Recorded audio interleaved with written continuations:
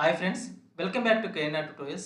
ఈ వీడియోలో మనం TG district court and high court exams సంబంధించినటువంటి ప్రీవియస్ పేపర్స్లో అడిగినటువంటి క్వశ్చన్ చూద్దాం. ఇది మనకి పార్ట్ 7 వీడియో. ఇంతకుముందు మనం పార్ట్ 1 నుంచి పార్ట్ 6 వరకు వీడియో చేయడం జరిగింది. దానికి సంబంధించినటువంటి ప్లేలిస్ట్ అనేది మన ఛానల్లో అవైలబుల్గా ఉంది. సో మీరు ఒకసారి చెక్ చేయొచ్చు. ఎవరైనా మన ఛానల్ని ఫస్ట్ టైం చూస్తున్నట్లయితే ఛానల్ని సబ్స్క్రైబ్ చేసుకొని వీడియోని లైక్ చేయండి. నేను ఈ వీడియోకి 500 లైక్స్ అనేవి టార్గెట్ ఇస్తున్నాను. తప్పకుండా లైక్ చేసి సపోర్ట్ చేయండి. అదేవిధంగా మన కేఎన్ఆర్ ట్యూటోరియల్స్ నుంచి 7000 ఎంసీక్యూస్ మెటీరియల్ని అందించడం జరుగుతుంది. ఇందులో మీకు ప్రీవియస్ పేపర్స్ కూడా ఉంటాయి. 20+ ప్రీవియస్ పేపర్స్, అదేవిధంగా 7000 ఎంసీక్యూస్తో మనం పీడిఎఫ్ మెటీరియల్ అనేది 100% సిలబస్తో కేవలం 199 రూపీస్కే ప్రింట్ ఆప్షన్తో ఇవ్వడం జరుగుతుంది. ఇందులో మీకు ఇంగ్లీష్ మీడియం సంబంధించి, అదేవిధంగా తెలుగు మీడియంకి సంబంధించినటువంటి ఫైల్స్ అనేవి ఉంటాయి. బోత్ మీడియం వారు కూడా దీన్ని ప్రింట్ తీసుకొని చదువుకోవచ్చు. మీరు ఏ పోస్ట్కి ప్రిపేర్ అవుతున్నా, జూనియర్ అసిస్టెంట్ ప్రిపేర్ అవుతున్నా, లేకపోతే ప్రాసెస్ సర్వేకి ప్రిపేర్ అవుతున్నా, ఆఫీస్ సబార్డినేట్కి ప్రిపేర్ అవుతున్నా, ఎలాంటి పోస్ట్కి ప్రిపేర్ అవుతున్నా 7000 ఎంసీక్యూస్ అనేవి చాలా యూజ్ అవుతాయి. ఇందులో జీకే కూడా ఉంది కాబట్టి కేవలం జీకేకి సంబంధించి ఎగ్జామ్ ఉన్న వారు కూడా దీన్ని యూజ్ చేసుకోవచ్చు. ప్రింట్ తీసుకొని చదువుకునేటువంటి అవకాశం అనేది ఉంటుంది. ఒకవేళ మీరు ఇది చదివినట్లయితే 20 డేస్ నుంచి 30 డేస్లో మీ ప్రిపరేషన్ అనేది కంప్లీట్ అవ్వచ్చు. సో మీకున్నటువంటి టైంలో 2 to 3 టైమ్స్ కనుక మీరు దీన్ని రివైజ్ చేయగలిగితే మ్యాక్సిమం పాసిబిలిటీ అనేది ఉంటుంది. మీ ప్రత్యర్థికి కనుక మీరు కాంపిటీషన్ ఇవ్వాలనుకుంటే తప్పకుండా మీ దగ్గర ఉండాల్సినటువంటి మెటీరియల్. ఒకవేళ మీరు ఈ మెటీరియల్ అవైల్ చేసుకోవాలనుకుంటే ప్లే స్టోర్ నుంచి కేఎన్ఆర్ ట్యూటోరియల్స్ అనే యాప్ని డౌన్లోడ్ చేసుకొని మీరు ఈ మెటీరియల్ని అవైల్ చేసుకోవచ్చు. లేదంటే యాప్కి సంబంధించినటువంటి లింక్ అనేది నేను కామెంట్ సెక్షన్లో, అదేవిధంగా డిస్క్రిప్షన్లో ఇస్తాను. అక్కడి నుంచి కూడా మీరు యాప్ని డౌన్లోడ్ చేసుకొని ఈ కోర్సెస్ని అవైల్ చేసుకోవచ్చు. ఫస్ట్ క్వశ్చన్ చూడండి. కోనార్క్ సూర్య దేవాలయాన్ని నిర్మించింది ఎవరు? కోనార్క్ సూర్య దేవాలయాన్ని ఎవరు నిర్మించారంటే ఒకటవ నరసింహదేవ కోనార్క్ సూర్య దేవాలయాన్ని నిర్మించడం జరిగింది. ఒడిస్సాలోని ప్రసిద్ధ కోనార్క్ సూర్య దేవాలయాన్ని 13వ శతాబ్దంలో తూర్పు గంగా రాజవంశానికి చెందినటువంటి మొదటి నరసింహదేవ నిర్మించడం జరిగింది. ఈ ఆలయం మనకి సూర్య భగవానుని రథం ఆకారంలో నిర్మించబడింది. ఓకేనా? సో ఆప్షన్ ఏ అనేది కరెక్ట్ ఆన్సర్ అవుతుంది. Next question. బాక్రానంగల్ ఆనకట్ట ఎత్తు ఎంత? బాక్రానంగల్ ఆనకట్ట యొక్క ఎత్తు ఎంత అంటే 226 మీటర్లు. బాక్రానంగల్ ఆనకట్ట యొక్క ఎత్తు 226 మీటర్లు. హిమాచల్ ప్రదేశ్, పంజాబ్ సరిహద్దుల్లో సట్లజ్ నది పైన ఉన్నటువంటి బాక్రానంగల్ ఆనకట్ట భారతదేశంలో ఎత్తైన గ్రావిటీ డ్యాముల్లో ఒకటిగా చెప్తాం. దీని యొక్క ఎత్తు ఎంత అంటే 226 మీటర్లు లేదా 741 అడుగులు. ఆప్షన్ సి అనేది కరెక్ట్ ఆన్సర్ అవుతుంది. Next question. కింది వ్యక్తులలో మానవ హక్కుల రంగంలో ఐక్యరాజ్య సమితి బహుమతిని గతంలో గెలుచుకున్నది ఎవరు? అంటే మార్టిన్ లూథర్ కింగ్ మనకి మానవ హక్కుల రంగంలో ఐక్యరాజ్య సమితి నుంచి బహుమతిని గెలవడం జరిగింది. ఆప్షన్ బి అనేది కరెక్ట్ ఆన్సర్ అవుతుంది. Next question. 1526లో జరిగిన మొదటి పానిపట్టు యుద్ధం భారతదేశంలో మొఘల్ సామ్రాజ్యానికి నాంది పలికింది. ఈ యుద్ధంలో బాబర్ ఎవరిని ఓడించాడు? 1526లో జరిగినటువంటి మొదటి పానిపట్టు యుద్ధం అనేది భారతదేశంలో మొఘల్ సామ్రాజ్య స్థాపనకు నాంది పలికింది. ఈ యుద్ధంలో బాబర్ ఎవరిని ఓడించాడంటే ఇబ్రహీం లోడిని ఓడించాడు. మనకి మొదటి పానిపట్టు యుద్ధంలో బాబర్ తన ఫిరంగి దళం సహాయంతో ఢిల్లీ సుల్తాన్ అయినటువంటి ఇబ్రహీం లోడిని ఓడించి భారతదేశంలో మొఘల్ సామ్రాజ్య స్థాపనకు పునాది వేయడం జరిగింది. ఆప్షన్ ఏ అనేది కరెక్ట్ ఆన్సర్ అవుతుంది. Next question. భారతదేశంలోని ఏ రాష్ట్రం 9 ఇతర పొరుగు రాష్ట్రాలతో తన సరిహద్దులను పంచుకుంటుంది?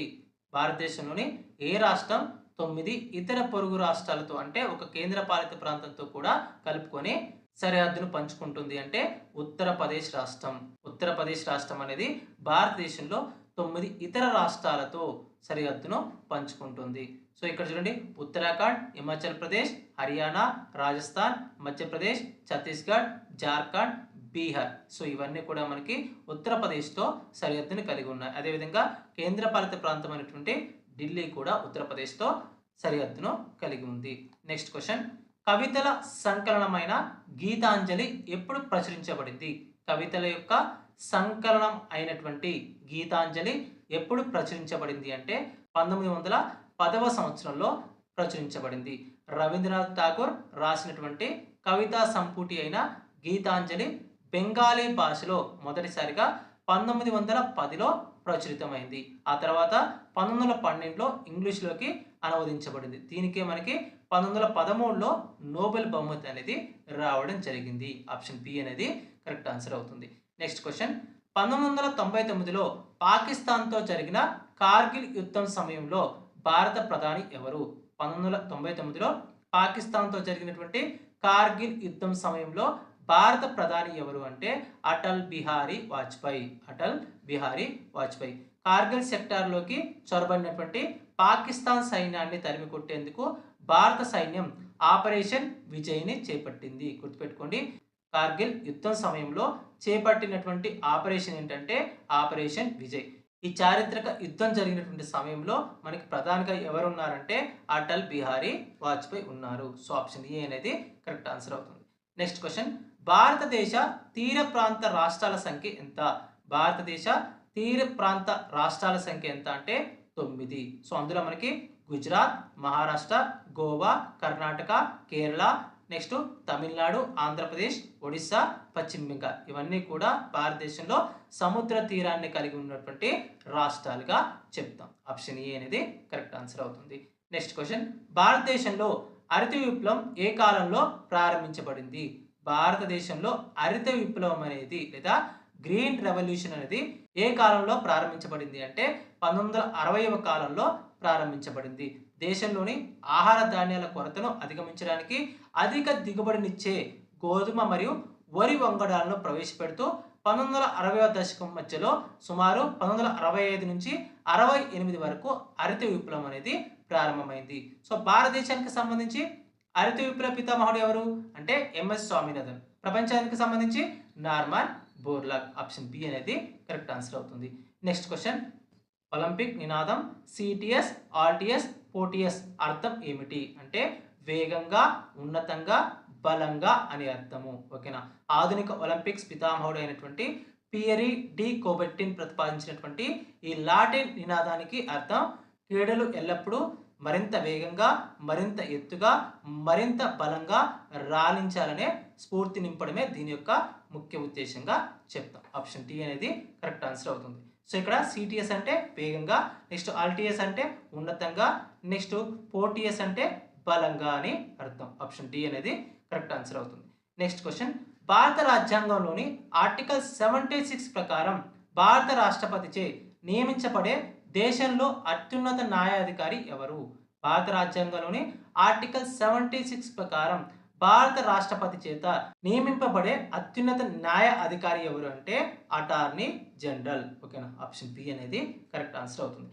కేంద్ర ప్రభుత్వానికి చట్టపరమైన విషయాల్లో సలహాలు ఇవ్వడానికి మరియు సుప్రీంకోర్టులో ప్రభుత్వం తరపున వాదించడానికి రాష్ట్రపతిచే మనకి అటార్నీ జనరల్ ఆర్టికల్ 76 ప్రకారం నియమింపబడతాడు. నెక్స్ట్ క్వశ్చన్, మదర్ తెరిసా శాంతి నోబెల్ బహుమతిని ఎప్పుడు అందుకున్నారు?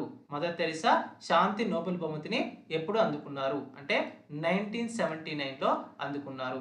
అనాథలు, రోగులు, నిరుపేదలకు సేవ చేయడానికి కోల్కతాలో మిషనరీస్ ఆఫ్ చారిటీని స్థాపించి ఆమె చేసినటువంటి నిస్వార్థ సేవలకు గాను 1979లో మదర్ తెరిసాకు నోబెల్ శాంతి బహుమతి అనేది లభించడం జరిగింది. ఆప్షన్ బి అనేది కరెక్ట్ ఆన్సర్ అవుతుంది. నెక్స్ట్ క్వశ్చన్, భారత రాజ్యాంగాన్ని రూపొందించడానికి 1946లో స్థాపించబడిన రాజ్యాంగ సభకు అధ్యక్షుడు ఎవరు అంటే డాక్టర్ రాజేంద్ర ప్రసాద్. భారత రాజ్యాంగాన్ని రూపొందించడానికి ఏర్పడినటువంటి 1946లో స్థాపించబడినటువంటి రాజ్యాంగ సభకు అధ్యక్షుడు ఎవరంటే డాక్టర్ రాజేంద్ర ప్రసాద్. భారత రాజ్యాంగ పరిషత్కు తాత్కాలిక అధ్యక్షుడిగా సచ్చిదానంద సిన్హా వ్యవహరించగా డిసెంబర్ 11, 1946న డాక్టర్ రాజేంద్ర ప్రసాద్ శాశ్వత అధ్యక్షుడిగా ఏకగ్రీవంగా ఎన్నికవడం జరిగింది. ఆప్షన్ సి అనేది కరెక్ట్ ఆన్సర్ అవుతుంది. నెక్స్ట్ క్వశ్చన్, లతా మంగేష్కర్కు భారతరత్న ఎప్పుడు లభించింది? లతా మంగేష్కర్కు భారతరత్న ఎప్పుడు లభించింది అంటే 2001లో లభించింది. నైటింగేల్ ఆఫ్ ఇండియాగా పేరుగాంచినటువంటి ప్రఖ్యాత నేపథ్య గాయని అయినటువంటి లతా మంగేష్కర్ భారతీయ సంగీత రంగానికి చేసినటువంటి కృషికి గాను 2001లో భారత అత్యున్నత పౌర పురస్కారమైన భారతరత్నను అందించడం జరిగింది. ఆప్షన్ డి అనేది కరెక్ట్ ఆన్సర్ అవుతుంది. నెక్స్ట్ క్వశ్చన్, పంజాబ్ కేసరి అని పిలువబడే నాయకుడు ఎవరు? సైమన్ కమిషన్కు వ్యతిరేకంగా ప్రదర్శన చేస్తున్నప్పుడు ఆయన బ్రిటిష్ పోలీసుల లాఠీ దెబ్బలకు గురై తీవ్రంగా గాయపడ్డారు. ఎవరు అంటే లాలా లజపత్ రాయ్. పంజాబ్ కేసరిగా పిలువబడే నాయకుడు ఎవరంటే లాలా లజపత్ రాయ్. సైమన్ కమిషన్కు వ్యతిరేకంగా ప్రదర్శన చేస్తున్నప్పుడు ఆయన బ్రిటిష్ పోలీస్ లాఠీ దెబ్బలకు తీవ్రంగా గాయపడడం జరిగింది. సో ఆప్షన్ ఏ అనేది కరెక్ట్ ఆన్సర్ అవుతుంది. నెక్స్ట్ క్వశ్చన్, మొదటి మహిళా ముఖ్యమంత్రి సుజేతా కృపాలాని ఏ రాష్ట్రానికి ముఖ్యమంత్రిగా పనిచేశారు? అంటే ఉత్తరప్రదేశ్ రాష్ట్రానికి. ప్రఖ్యాత స్వతంత్ర సమరయోధురాలైన సుజేతా కృపాలాని 1963 నుంచి 1967 వరకు ఉత్తరప్రదేశ్ రాష్ట్రానికి ముఖ్యమంత్రిగా పనిచేశారు. తద్వారా స్వతంత్ర భారతదేశంలో ఒక రాష్ట్రానికి సీఎం అయిన మొట్టమొదటి మహిళగా ఆమె చరిత్ర సృష్టించడం జరిగింది. ఆప్షన్ డి అనేది కరెక్ట్ ఆన్సర్ అవుతుంది.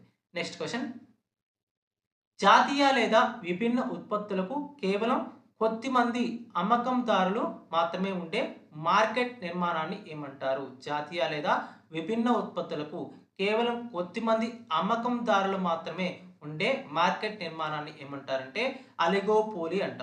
ఒలిగోపోలి లేదా అలిగోపోలి అని పిలుస్తాము. ఆప్షన్ ఏ అనేది కరెక్ట్ ఆన్సర్ అవుతుంది. అర్థశాస్త్రంలో మార్కెట్ని కంట్రోల్ చేసే ఉత్పత్తిదారులు లేదా అమ్మకందారులు కేవలం కొద్ది మంది మాత్రమే ఉంటే ఆ మార్కెట్ వ్యవస్థను ఒలిగోపోలి లేదా అలిగోపోలి అని పిలుస్తాం. ఉదాహరణకు టెలికాం రంగం లేదా ఆటోమొబైల్ రంగము. సో ఆప్షన్ ఏ అనేది కరెక్ట్ ఆన్సర్ అవుతుంది. నెక్స్ట్ క్వశ్చన్, శ్రీనగర్ను లేహ్తో కలుపుతూ కాశ్మీర్ లోయను ద్రాస్ లోయ నుండి వేరు చేసే పర్వత కనుమ పేరు ఏమిటి? అంటే జోజిలా కనుమ. ఓకేనా. శ్రీనగర్ను లేహ్తో కలుపుతూ కాశ్మీర్ లోయను ద్రాస్ లోయ నుండి వేరు చేసే పర్వత కనుమ పేరు ఏంటంటే జోజిలా కనుమ. సో జోజిలా అనేది లడఖ్లోని హిమాలయాల్లో ఉన్నటువంటి అత్యంత కీలకమైన పర్వత కనుమగా చెప్తాం. జాతీయ రహదారి 1 పైన ఉన్నటువంటి ఇది శ్రీనగర్ మరియు లేహ్ మధ్య ప్రధాన రవాణా మార్గంగా ఉపయోగపడుతుంది. సో ఆప్షన్ బి అనేది కరెక్ట్ ఆన్సర్ అవుతుంది. నెక్స్ట్ క్వశ్చన్, కలకత్తాలోని విక్టోరియా మెమోరియల్ హాల్ అధికారికంగా ప్రజల కోసం ఎప్పుడు తెరవబడింది? కలకత్తాలోని విక్టోరియా మెమోరియల్ హాల్ అనేది అధికారికంగా ప్రజల కోసం ఎప్పుడు తెరవబడింది అంటే 1921లో తెరవబడింది. విక్టోరియా మహారాణి జ్ఞాపకార్థం పాలరాతితో అద్భుతంగా నిర్మించినటువంటి ఈ కట్టడాన్ని అప్పటి ప్రిన్స్ ఆఫ్ వేల్స్ 1921లో అధికారికంగా ప్రారంభించి ప్రజల సందర్శనార్థం తెరిచారు. సో ఆప్షన్ డి అనేది కరెక్ట్ ఆన్సర్ అవుతుంది. నెక్స్ట్ క్వశ్చన్, మాజీ అమెరికన్ బాస్కెట్బాల్ ఆటగాడు మైకేల్ జోర్డాన్ చెప్పిన మాటలు కింది వాటిలో ఏవి? అంటే ఎప్పుడు కాదు అని చెప్పకండి, ఎందుకంటే పరిమితులు అనేవి భయాలలాగానే తరచుగా కేవలం ఒక భ్రమ మాత్రమే. ఏమని చెప్పాడంటే ఎప్పుడు కాదు అని చెప్పకండి, ఎందుకంటే పరిమితులు అనేవి భయాలలాగానే తరచుగా కేవలం ఒక భ్రమ మాత్రమే అని ఆయన చెప్పడం జరిగింది. ఆప్షన్ ఏ అనేది కరెక్ట్ ఆన్సర్ అవుతుంది. నెక్స్ట్ క్వశ్చన్, 1958లో Council of Scientific and Industrial Research యొక్క ప్రముఖ శాస్త్రవేత్త మరియు ప్రధాన శిల్పి గౌరవార్థం స్థాపించబడిన భారతదేశపు అత్యంత ప్రతిష్టాత్మక సైన్స్ మరియు టెక్నాలజీ అవార్డు ఏది? అంటే శాంతి స్వరూప్ భట్నాగర్ ప్రైజ్. ఓకేనా. భారతదేశంలో 1958లో Council of Scientific and Industrial Research CSIR యొక్క ప్రముఖ శాస్త్రవేత్త మరియు ప్రధాన శిల్పి గౌరవార్థం స్థాపించబడినటువంటి భారతదేశపు అత్యంత ప్రతిష్టాత్మక సైన్స్ అండ్ టెక్నాలజీ యొక్క అవార్డు ఏంటంటే Shanti Swarup Bhatnagar award. Option D అనేది కరెక్ట్ ఆన్సర్ అవుతుంది. సో ఎవరికి ఇస్తారంటే మనకి యువ శాస్త్రవేత్తలకు ఈ అవార్డు అనేది ఇవ్వడం జరుగుతుంది. 45 సంవత్సరాల లోపు ఉన్నటువంటి యువ శాస్త్రవేత్తలకు ఎవరైతే సైన్స్ అండ్ టెక్నాలజీ విభాగాల్లో అత్యుత్తమ పరిశోధన చేస్తారో వారికి ఇవ్వడం జరుగుతుంది. సో ఆప్షన్ డి అనేది కరెక్ట్ ఆన్సర్ అవుతుంది. నెక్స్ట్ క్వశ్చన్, కింది భారతీయ స్వతంత్ర సమరయోధుల పేర్లు వారు స్థాపించిన వార్తాపత్రిక జత చేయబడ్డాయి. వీటిలో సరిగ్గా సరిపోరని జతను గుర్తించండి. అంటే మనకి ఇక్కడ మహాత్మా గాంధీ ప్రచురించింది యంగ్ ఇండియా పత్రిక, బాల గంగాధర్ తిలక్ ప్రచురించింది కేసరి పత్రిక. మోతీలాల్ నెహ్రూ ప్రచురించింది ఇండిపెండెంట్ పత్రిక. కానీ సుభాష్ చంద్రబోస్ ప్రచురించింది వాయిస్ ఆఫ్ ఇండియా కాదు. ఓకేనా? సో ఆప్షన్ ఏ అనేది కరెక్ట్ ఆన్సర్ అవుతుంది. సో ఇక్కడ వాయిస్ ఆఫ్ ఇండియా అనే పత్రికను స్థాపించింది దాదాబాయ్ నవరోజీ. సుభాష్ చంద్రబోస్ ప్రచురించిన పత్రిక పేరు స్వరాజ్. ఓకేనా? Very very important. కంపల్సరీ ఇక్కడ నుంచి ఒక క్వశ్చన్ వస్తుంది, గుర్తుపెట్టుకోండి. కాబట్టి మొదటి ఆప్షన్ అనేది మనకి తప్పుగా జత చేయబడింది. నెక్స్ట్ క్వశ్చన్, భారతదేశంలో హరిత విప్లవ పితామహుడు అని పిలువబడే భారతీయ జన్యు శాస్త్రవేత్త పేరు ఏమిటి? చాలా సార్లు చెప్పుకున్నాం ఇది. ఓకేనా? భారతదేశంలో హరిత విప్లవ పితామహుడు ఎవరంటే ఎంఎస్ స్వామినాథన్.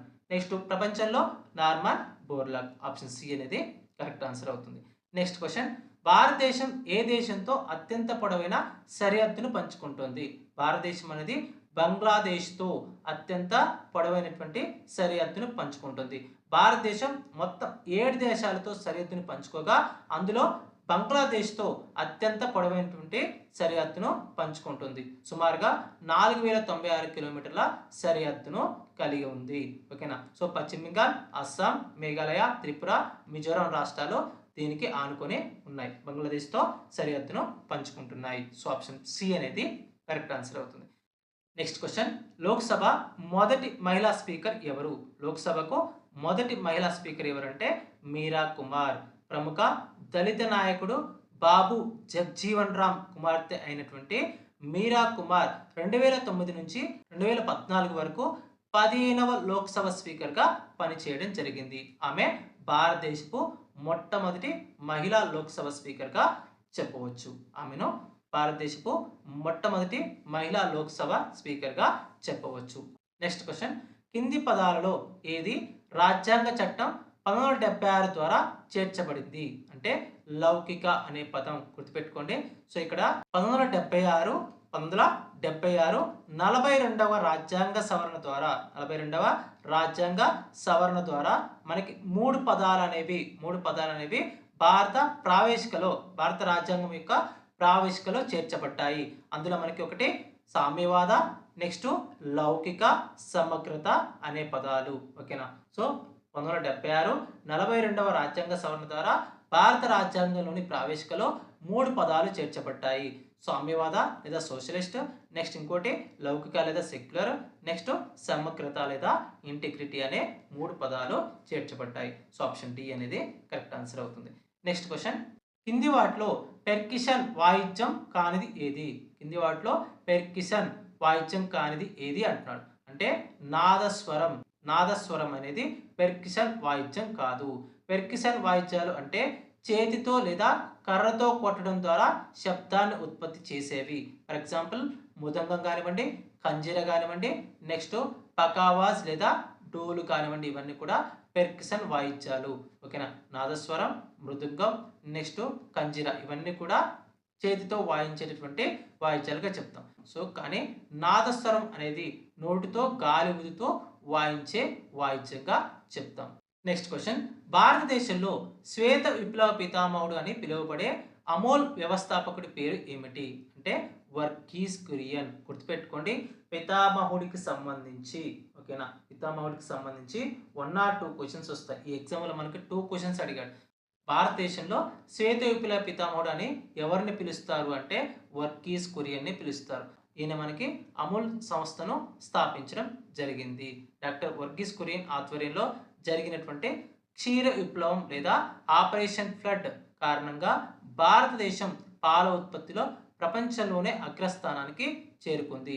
ఆయన Anand milk united limited Amul స్థాపకుడుగా చెప్తాం. సో ఆప్షన్ బి అనేది కరెక్ట్ ఆన్సర్ అవుతుంది.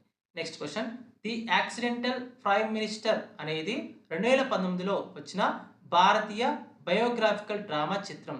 ఇది మాజీ ప్రధాని మన్మోహన్ సింగ్ జీవిత చరిత్ర ఆధారంగా రూపొందించబడింది.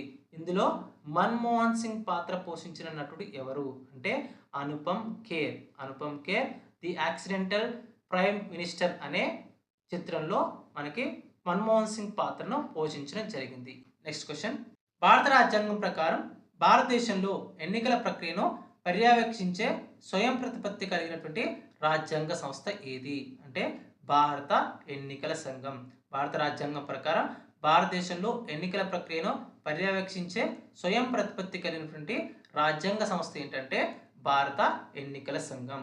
ఆర్టికల్ 324 ప్రకారం దేశంలో లోక్సభ, రాజ్యసభ, రాష్ట్ర శాసనసభలతో పాటు రాష్ట్రపతి, ఉపరాష్ట్రపతి ఎన్నికలను స్వేచ్ఛగా, నిష్పక్షపాతంగా నిర్వహించే బాధ్యత కేంద్ర ఎన్నికల సంఘానిది. దాన్నే ఎలక్షన్ కమిషన్ ఆఫ్ ఇండియా అంటాం. So very very important. Option B అనేది కరెక్ట్ ఆన్సర్ అవుతుంది. సో ఫ్రెండ్స్, మన కేఎన్ఆర్ ట్యూటోరియల్స్ నుంచి 7000 MCQస్తో 100% సిలబస్ని కవర్ చేస్తూ మనం ప్రింట్ ఆప్షన్తో పీడిఎఫ్ మెటీరియల్ని ఇవ్వడం జరుగుతుంది. కేవలం 199 రూపీస్కి మనం ప్రింట్ ఆప్షన్ ఇస్తూ ఈ మెటీరియల్ని ప్రొవైడ్ చేయడం జరుగుతుంది. సో 100% సిలబస్ని కవర్ చేస్తూ ఇంగ్లీష్ మీడియం అదేవిధంగా తెలుగు మీడియంలో ఈ మెటీరియల్ని ప్రొవైడ్ చేస్తున్నాం. ఒకవేళ మీరు ఈ మెటీరియల్ని రిఫర్ చేసినట్టయితే 20 డేస్ నుంచి 30 డేస్లో మీ ప్రిపరేషన్ అనేది 1 టైం కంప్లీట్ అవుతుంది. మీకు ఉన్నటువంటి టైంలో 2 to 3 టైమ్స్ కనుక మీరు ఈ మెటీరియల్ రిఫర్ చేయగలిగితే మ్యాక్సిమం బెనిఫిట్ అనేది ఉంటుంది. సో ఓకేనా, ఎవరైతే high court and district court exam prepare అవుతున్నారో ప్రతి ఒక్కరి దగ్గర ఉండాల్సినటువంటి మెటీరియల్. మీరు మీ ప్రత్యర్థికి కనుక కాంపిటీషన్ ఇవ్వాలనుకుంటే తప్పనిసరిగా ఈ మెటీరియల్ అనేది తీసుకోండి. సో ఈ మెటీరియల్ అవైల్ చేసుకోవాలనుకుంటే ప్లే స్టోర్ నుంచి కేఎన్ఆర్ ట్యూటోరియల్స్ అనే యాప్ని డౌన్లోడ్ చేసుకొని మీరు ఈ మెటీరియల్ అవైల్ చేసుకోవచ్చు. లేదంటే యాప్కి సంబంధించిన లింక్ అనేది నేను కామెంట్ సెక్షన్లోనూ అదేవిధంగా డిస్క్రిప్షన్లోనూ ఇస్తాను. అక్కడి నుంచి కూడా మీరు యాప్ని డౌన్లోడ్ చేసుకొని ఈ కోర్సెస్ని అవైల్ చేసుకోవచ్చు. అదేవిధంగా కేవలం 199 రూపీస్కి మనం జనరల్ ఇంగ్లీష్ అండ్ జీకేకి సంబంధించినటువంటి ఫుల్ వీడియో కోర్స్ని అందిస్తున్నాం. నెక్స్ట్ కేవలం 99 రూపీస్కే జనరల్ ఇంగ్లీష్కి సంబంధించినటువంటి ఫుల్ వీడియో కోర్స్ని కూడా అందించడం జరుగుతుంది. మీరు ఏదైనా తీసుకోవచ్చు. ఎవరైనా మన ఛానల్ని ఫస్ట్ టైం చూస్తున్నట్లయితే ఛానల్ని సబ్స్క్రైబ్ చేసుకొని వీడియోని లైక్ చేయండి. మరొక వీడియోలో మరొక ఇంట్రెస్టింగ్ అప్డేట్తో మళ్ళీ కలుసుకుందాం. అంతవరకు సెలవు. జై హింద్.